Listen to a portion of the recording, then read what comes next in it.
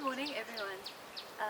I'm saying good morning. You probably won't listen to this in the morning, but I am in a beautiful place this morning at Fullwood Camping Site and Retreat Center. And you hear all the birds singing and the wind blowing, and it's really lovely. And it's a pleasure for me to share today's message with you. We're doing the I am sayings from the book of John, and today's I am saying comes from John chapter 11, and it's the fifth I am saying, where Jesus says that I am the resurrection and the life. He who believes in me will live even though he dies. And it's such an amazing message because all of these I am sayings happens in context to a story, and I think John wrote it specifically that way because he was going to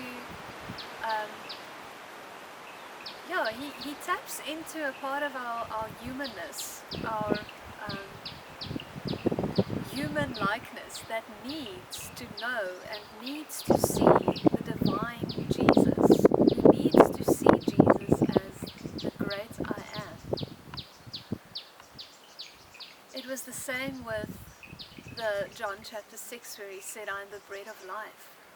And there, John was tapping into the people's tendency to only want Jesus for what he can give them.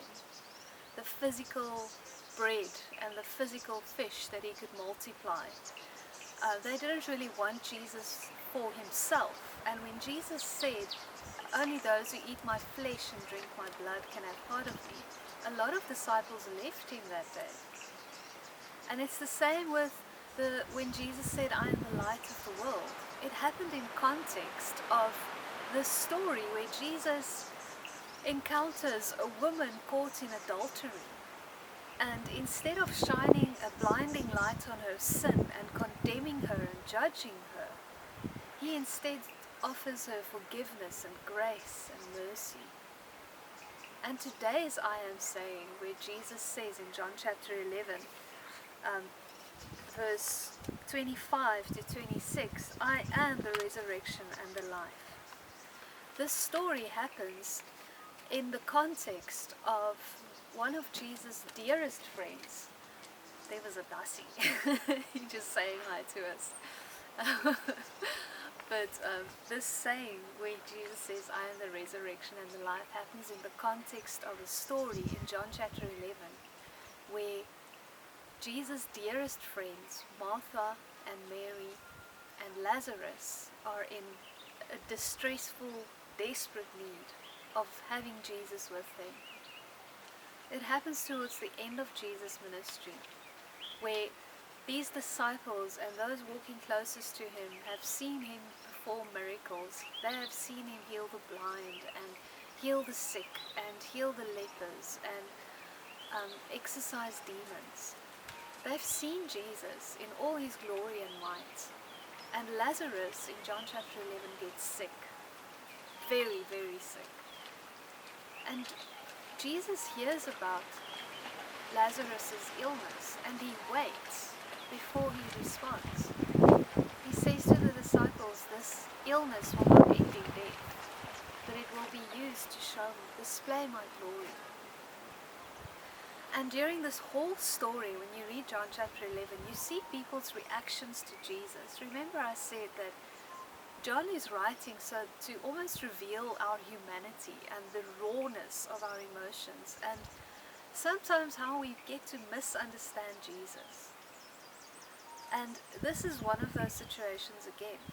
Jesus says to them, I am the resurrection and the life. He says to Martha, and this story of Lazarus' resurrection focuses very much around and centers around Martha and her faith journey. See, after Lazarus died, Jesus arrives on the scene, finally. Some people are saying, why did he wait so long? Doesn't he care? Doesn't he love? And I think that's the thing with us. We misunderstand Jesus and then we get disappointed with him. And we question him. And we're like, but God, why didn't you just do that? And Lord, why didn't you just stop this from happening? And it was the same with Martha. She ran out to meet Jesus and said, Lord, if you were here, my brother would not have died. But Jesus was going to show her something different. And then he says to her, I am the resurrection and the life. Those who believe in me will never die, will never taste death, even though they die. And you know the rest of the story. Jesus raises Lazarus from the dead, and he literally shows himself to be who he says he is. But the journey to get there had to go through pain and suffering. See, Martha had to know Jesus.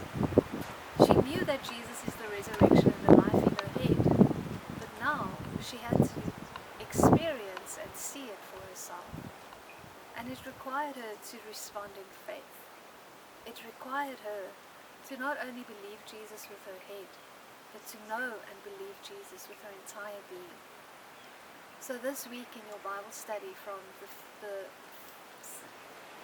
fifth I am saying, you're going to look at Martha's faith and how she grew from knowing Jesus as the resurrection and the life to really seeing his glory and knowing him as the resurrection and the life. Enjoy your study. Until next time.